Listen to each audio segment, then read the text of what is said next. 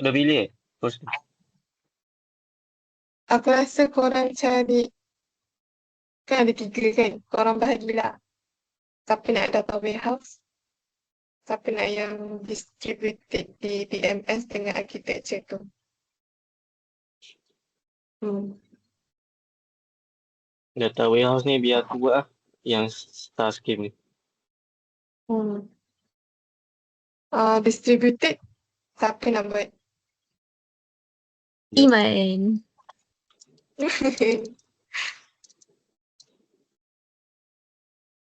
Dua orang kan, dua orang. Sekejap, kita 6 orang kan? Dua-dua-dua. Dua, ah,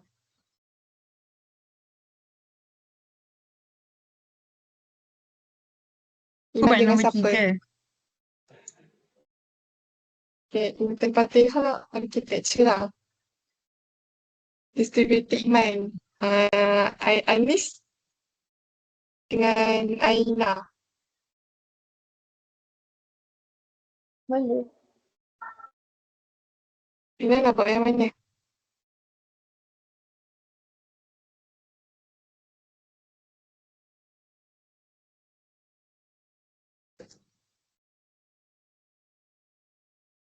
Mara, aku buat yang mana? Pas, aku, mana?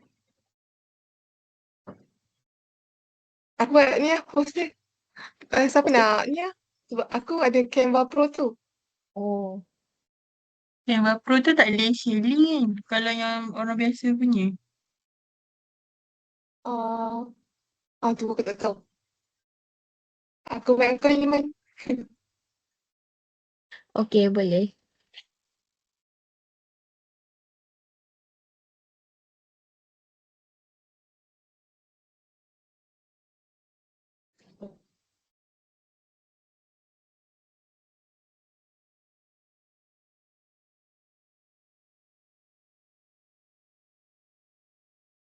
Jadi kau share dulu link poster.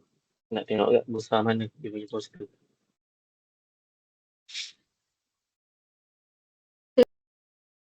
Melintang ke menegak?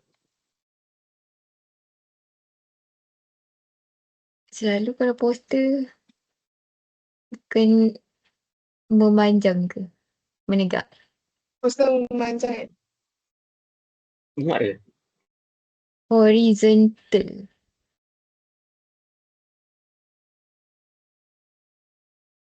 Tu kena ni lah.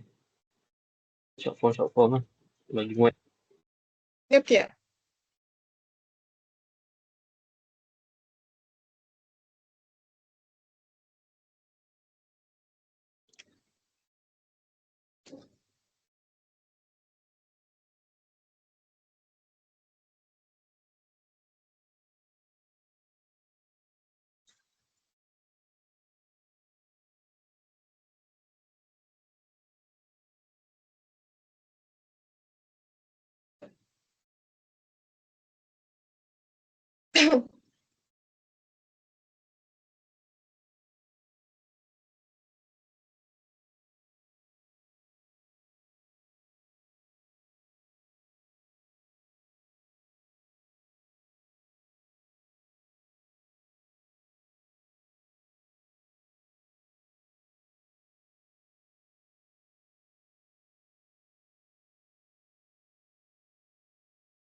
Nampak tu.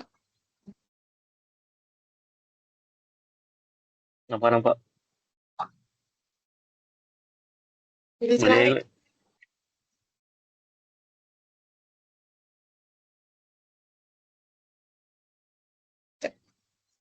Dari sudut.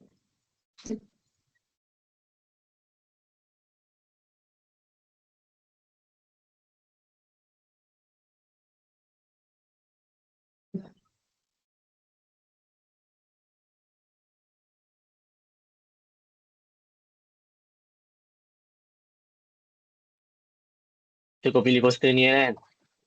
Boleh like, saya aku bagi link.